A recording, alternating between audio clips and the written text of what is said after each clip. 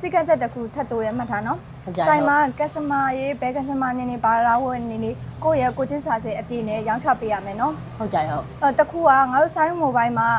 လက်ဆောင်ပစ္စည်းဆိုလဲနှမျိုးနေစရာမလိုထည့်ပေးစနေတာတော့ထည့်ပေးလို့ရတယ်တခုကတော့ကိုယ့်ရဲ့ကိုချင်းစာစိတ်နဲ့ရောင်းချပေးဖို့ပဲကိုချင်းစာစိတ်ပြီးနဲ့ရောင်းချပေးဟုတ်တယ်ကိုချင်းစာစိတ်ပြီးနဲ့ရောင်းချ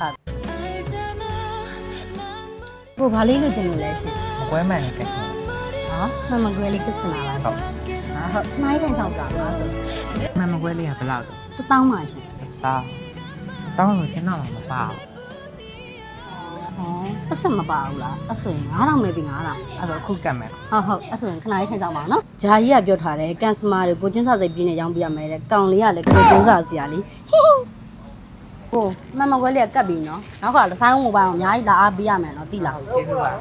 တော်လားဗလားပစ္စည်းအများကြီးအားပေးသွားရတဲ့အတွက်ကျေးဇူးတင်ပါတယ်နော်ပါဝါဘတ်တွေရောအားပေးသွားလားကျေးဇူးအများကြီးတင်ပါတယ်နော်ပတ်စံရှင်းပြီးသွားပြီပတ်စံမကွဲဖို့9000ရှင်းသွားရလေ9000နဲ့ပါဝါဘတ်တွေရော airport တွေရောလက်ဆောင်ထည့်ပေးရဟုတ်ဟာလေ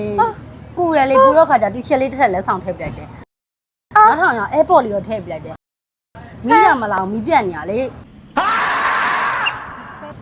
ငါပစ္စည်းရကုန်ပါငါပစ္စည်းရနေ A few moments later ငါစီကထွက်သွားလိုက်တော့နင်ထွက်သွားလိုက်တော့